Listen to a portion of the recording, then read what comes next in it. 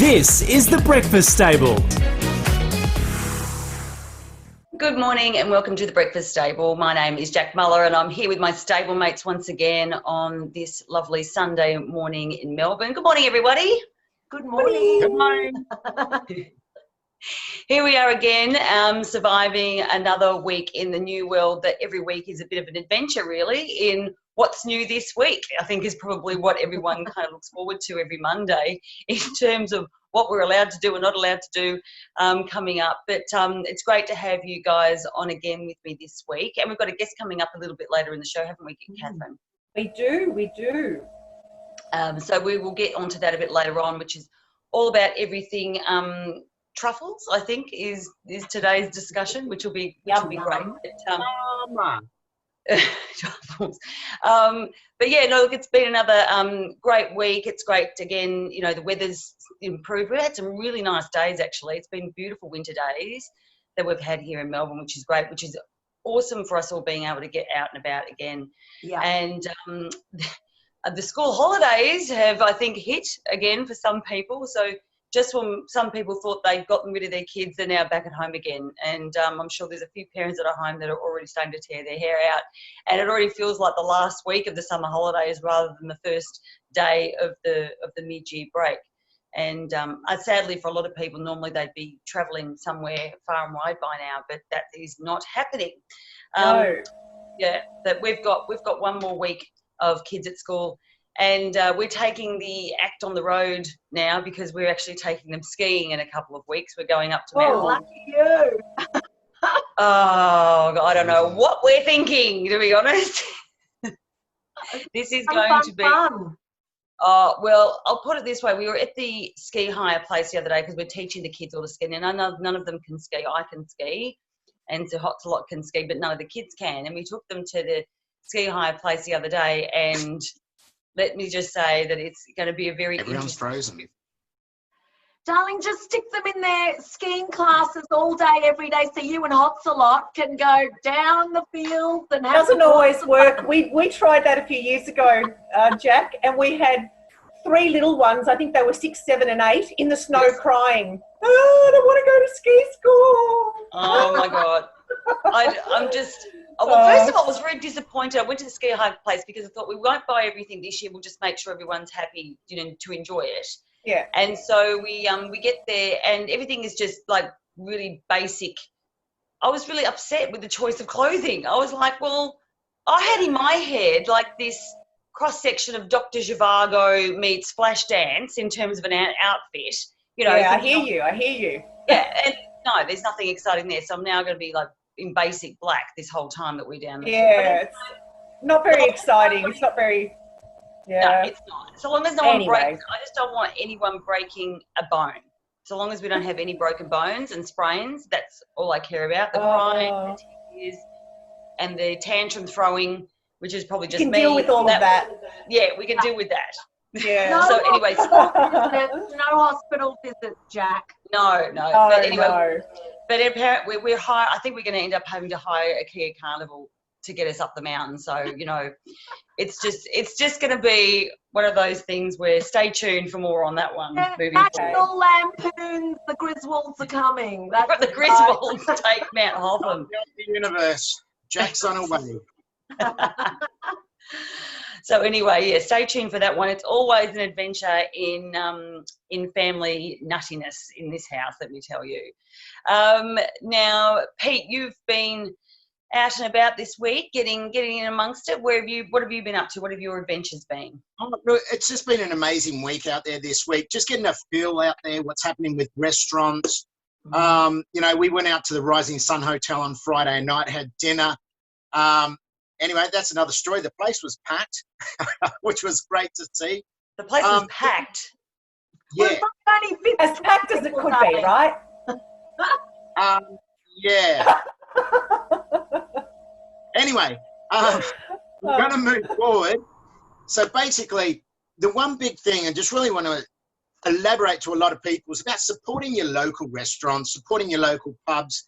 As we know, from tomorrow, you'll be able to actually go out, actually go to the pub and actually have a drink without buying a meal, which is fantastic. And we like that. But don't forget, Maha, they're actually opening on June the 30th, which is going to be fantastic.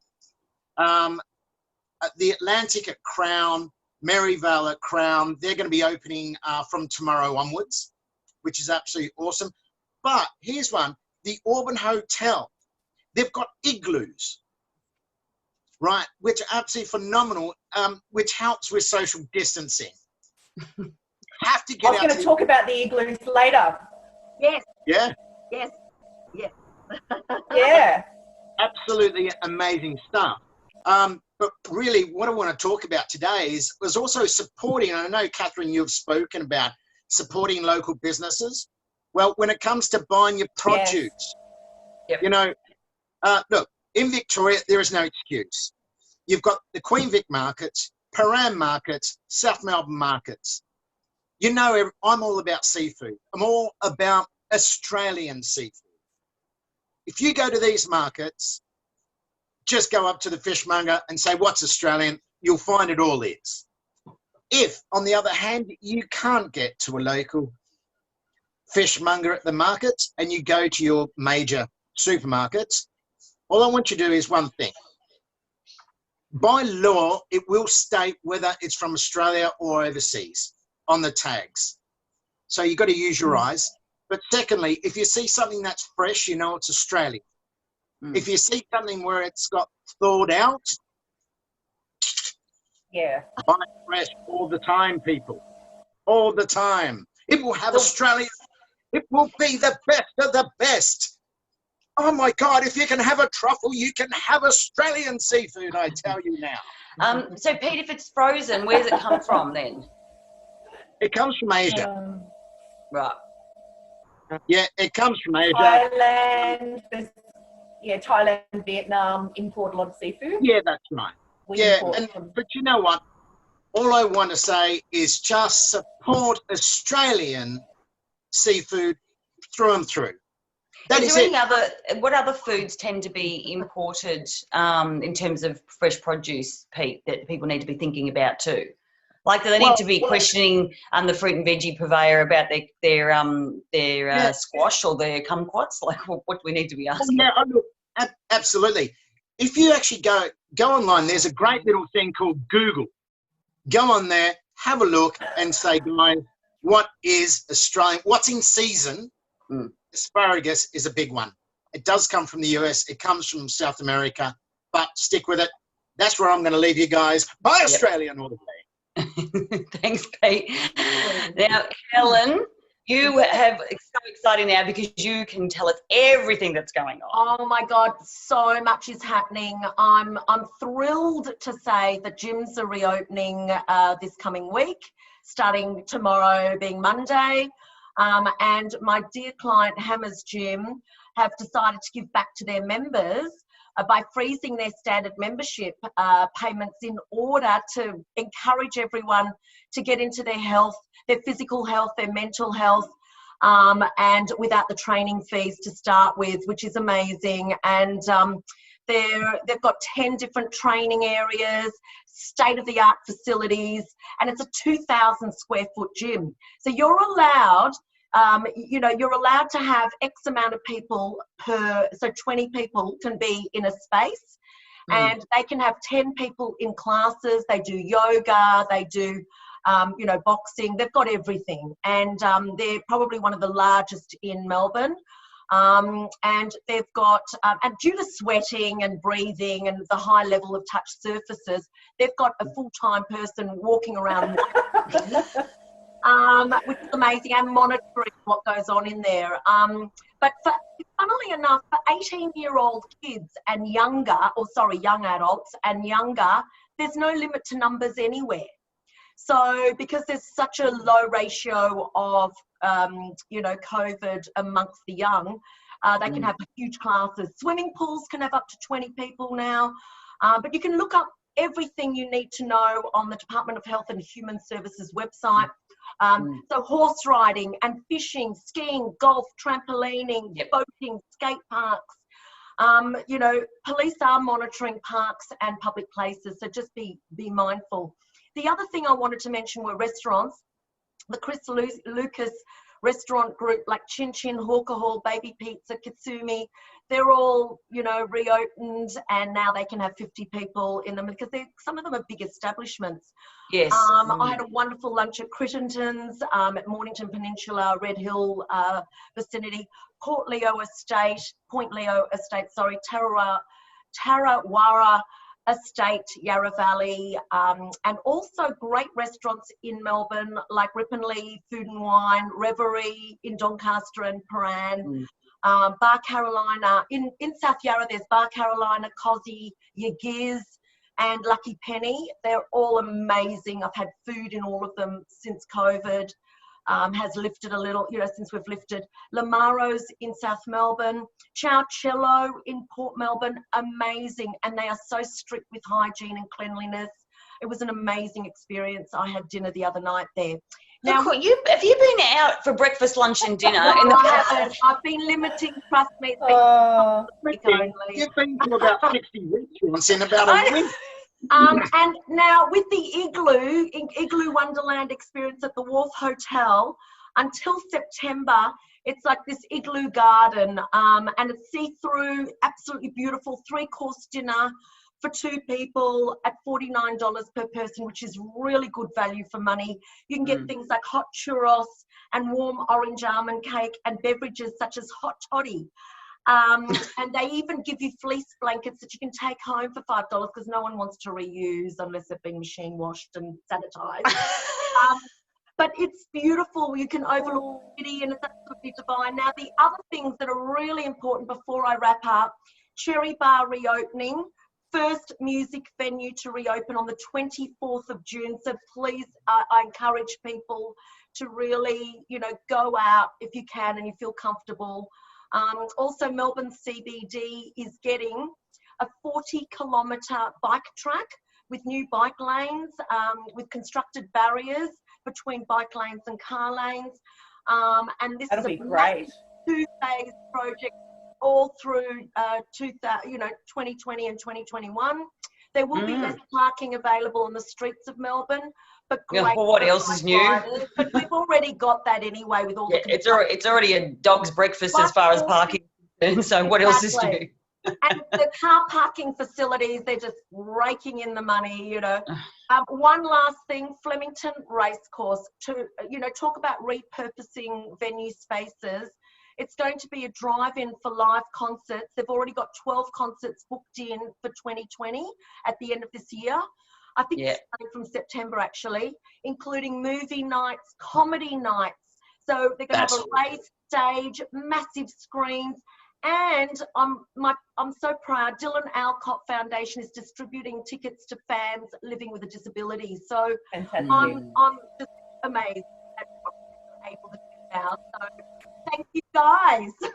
Oh, that's amazing, Helen. Thank you for a great wrap up. That was terrific, and lots of fun, new and exciting things to experience now, really. We're experiencing things in new and wondrous ways, which is terrific. So thank you for giving us the details on all of that. And now, Catherine, lovely to have you on again this week, honey, in your pretty blue, which matches your lovely Tiffany blue. Yeah, lovely green eyes. You've got a special guest with us today, haven't you? I do. And I was just going to say too, I mean, you might have seen on the news that Jetstar released some very inexpensive flights from $19, and they went within a couple of hours, and rightly so. But they're actually going to be releasing a lot more once things open up a little bit. So stay tuned. And also Qantas, of course, have got triple points. They have no change fee with some conditions. So you can book some of these inexpensive flights and then change them later on if you need to. So I think it's not a big risk to do like a $49 flight, you know, to Queensland or something like that. Yes. And Pete and Helen, I found another beautiful igloo that you might not know about, and that's at my local Studley Park Boathouse. So the other 3 in the group are quite publicised, but there's 2 at Studley Park Boathouse. You can actually book those and have you and I, we're going. Actually, yeah, so I saw them a couple of weeks ago and I thought, looks great. If you want to do a staycation or some short stay in Melbourne, there's 2 great offers I saw as well. One is the Westin, which has a mini break, including some champagne at $2.95, and the other one is the Park Hyatt. So there's lots of things you can do But if you want to get out of town for the day, then maybe a truffle hunt could be on your list of things to do. I'm seeing, what does one wear to a truffle hunt? Because I'm seeing it's something very Downton Abbey-esque. I was thinking of beautiful fitted jeans and a designer gumboot. Yes, a designer gumboot. And tweed jackets. So I'm going to head down to a truffle hunt in a couple of weeks. They are selling fast, but we're going to talk to Nigel, who is the director of Truffle Melbourne. Okay. So we've got right from the paddock, Nigel Wood, who's the director of Truffle Melbourne, joining us all the way from, whereabouts are you, Nigel? I'm just out of Granville. That's where the farm is. So that's down near Phillip Island in Victoria. Fantastic. So this is the 7th year of the Melbourne Truffle Festival. It is indeed. Not quite the same as other years. We've been, like just about everything else in the hospo industry, which has been smashed, we can't really hold the largest truffle celebration outside of Europe with all of the COVID rules. So we're actually pivoting to a whole bunch of other things, I guess, like a lot of other people in the industry. So I actually think there's 2020 is the year of truffle irony, and that truffle irony is, I reckon what some of the most amazing things are. It's been one of the best starts to the season, the growing season in Australia, both on the East Coast and the West Coast. We hunted in the last weekend of May, which is very early for Victoria. I read that. Yeah, and we found some lovely ripe truffle. And in fact, we've hunted for 3 weeks now, and each week we found double what we'd found the previous week. So production at our own farm here at Truffle Paddock is going through the roof. Incredible. And the same is true in Western Australia as well. And, you know, right along the East Coast, it's been a really great start to the truffle season. And what a glorious day we've got today to have you on. So Yeah, last year, for our regulars, we actually had Nigel in the studio with us. So it's great to have you back again, and for you to be in your natural surroundings. I know. Yeah, it's our farm is one of the reasons why we love the farm is that the view that you're looking at in the background is sort of what I'm looking at from a shed where I can do this interview. But just a little bit over this way is where the actual truffle paddock is, and that's a 2-hectare paddock. It's got a big fence around it to keep the roos out, because we've got a lot of roos and wallabies and echidnas, all kinds of bird life and native animals here. It's just a lovely place. Sounds divine. It looks divine. Nigel, tell us how the truffles how are they found? What do you do? What's a truffle hunt involved? Well, basically they're found by they're identified. Where they are is identified with dogs. I mean, people sometimes say, what about pigs? But pigs are too hard. I weigh 80 kilos. A well-trained sow, and they're all sows that find them. I'll come back to why if you'd like to know. But they weigh 250 kilos, and if they find they're going to eat it. And so you go around Europe and you look at some of the old paintings. You look at some of the old paintings, and they're like this: people missing fingers because they're going to grab the, and the pig's just going, I'll have that. Oh chomp. my gosh! So that's why we use dogs. Dogs are. So it's their sense of smell. They can smell the aroma of the truffle. Is that what it is? They're scent trained, just like customs dogs or bomb detection dogs or what have you. And a nice little trick to take to the side to say, there you go. That's it. So, they get rewarded when they, a well-trained dog will mark the ground, put its paw on the ground where it smells the truffle, and then you'll dig. You don't want the dog to dig, because what they can do is they can actually scratch the truffle or damage it. Yes. So you want the dogs to actually mark where it is. Then you dig away the soil at the top until you find the truffle, and then you smell it to determine whether you think it's ripe enough to harvest. So what we do is, that's the process we use here. Wow. But if we find a truffle that we don't think's quite yet ripe and needs a little bit more time to ripen, then what we'll do is we put a little bit of a little marker just right on top of the ground. We cover the truffle back up again to avoid insects getting into damage, and we put a little marker on the top of that with a little coloured ribbon or something like that, and then we know where some truffles were the next time we go and hunt. We know, we can see where the dogs marked the previous week, and that also gives us another check for Nigel, when they run over it. Yeah. just what are the characteristics that tell you when a truffle is actually ready for the picking? The sweetness of the aroma, Pete. It's you want a really nice, rich aroma. So the dogs might mark something. I'll get a faint smell when I put my nose in that hole. A lot of bum up in the air stuff in Yes. so I'll get, I might or I might not smell what the dog has smelled, but I know it's ripe if I'm getting a sweet smell from the soil that's surrounding the truffle, and then when I've uncovered it and I can see it and I'm really putting my nose on it, then then I'm determining whether the sweetness and the richness of the aroma makes it ripe enough to harvest. How can I ask Nigel, how far below the surface are they normally? Yeah. Okay. This time, early in the season, you're seeing more that are close to the surface, and in that first hunt we did, quite a number of them are actually pushing through the surface. Okay. Oh, really? And Wow. so that and sometimes they even just pop out themselves. Those very early ones, a lot of them. Because they are exposed like that, or they expose themselves, I guess you could say, they will often rot. There's a lot of rot early in the season, and there's a lot of insect damage because they are closer to the surface.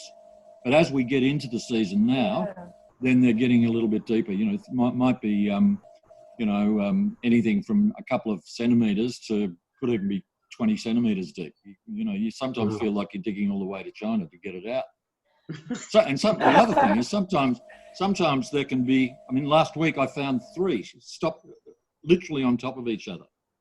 The top one was ripe, the second one was ripe, but the bottom one wasn't. So I took the top 2 and I left the one at the bottom. Yeah. Wow. So, Nigel, for people who don't want to go out to the country and have an amazing experience of a truffle hunt, I know it's trufflemelbourne.com. There's some things going on at Victoria Market. Tell us about that.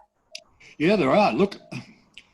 Goes back. I go right back to my opening comments about 2020 being truffle irony. Our pop-up at Queen Victoria Market. It's just near the American Donut Van for those that know. That's quite famous. It is. So we're trading at about 3 times the rate that we did this time last year. And really, what's happening is people have really. I think a lot of the feedback from customers is, I've learned how to cook during lockdown, so I'm busting out here. I want to try something new. So there's a heap of truffle newbies this year, and I'm really pleased about that because, as a truffle grower, really, obviously, what you want to do is you want to sell your truffles. So it's and because a lot of the export markets have been shut down. Yeah. Nearly 80% of the truffles grown in Australia are exported. And we're the 3rd largest truffle growing country in the world these days. Wow. So we're a real player on the world scene. But when that export market falls away, it's really pleasing to see that people right around Australia are really starting to appreciate the truffle. Yeah, it's great. Yeah. And you'll be happy to know I had truffle omelette the other day, and I'm going to go and do some truffled something when I get off this. Yeah, that's a great idea. One thing that people who might be new to truffles, or a couple of just little truffle secrets, I guess you could say, how to get free truffled eggs. So when you do go and get your fresh truffle, either online at trufflemelbourne.com or you go to the market and you get a fresh truffle, take it home and put it in a container with whole raw eggs. And what happens is the egg yolk, takes up the truffle aroma, So you, Oh, what a wonderful so idea.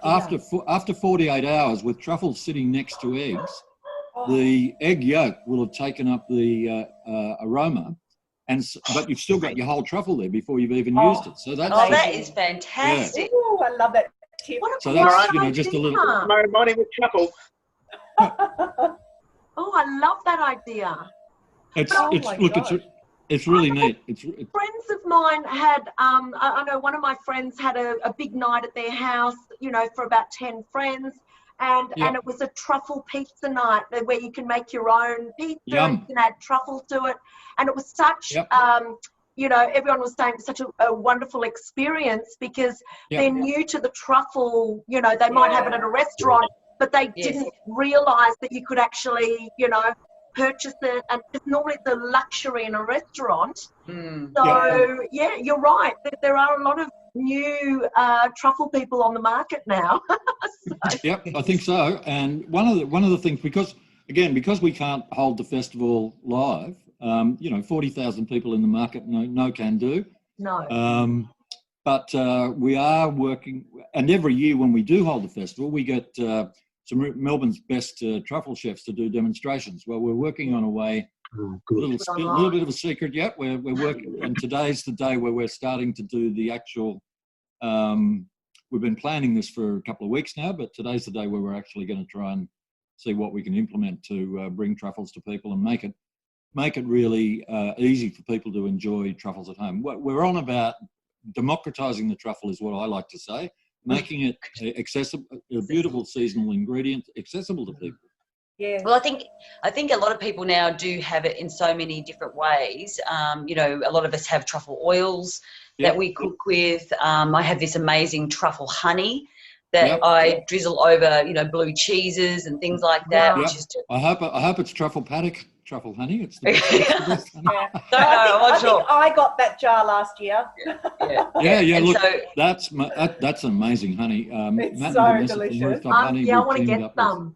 Yeah, it's really good.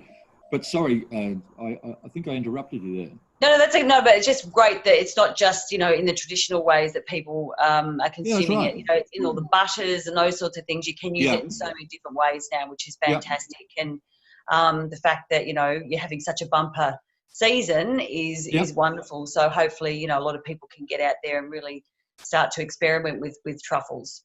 It is marvellous. And the other thing is, with the rules relaxing here in Victoria now, in terms of hospitality industry,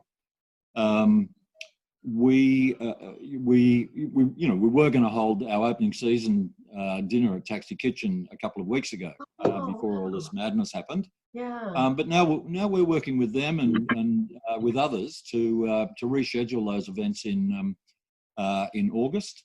So we do think that we can actually deliver some in partnership with some of those great restaurants around town. We do think that we can deliver a really restaurant dining experience to complement the sorts of things that we're helping people to do at home. That's great. Nigel, thank you so much for joining us once again, and have a beautiful Sunday. And we are all going to hop onto trufflemelbourne.com and book a truffle hunt, or go to Vic Market and have a look at what's on sale. Thank you. Great. That sounds great. Thank you, Nigel, for joining us today, and thank you guys for once again another lovely chat this morning on the breakfast table. Thank you to everyone that's I've still got all my fingers too. I love it.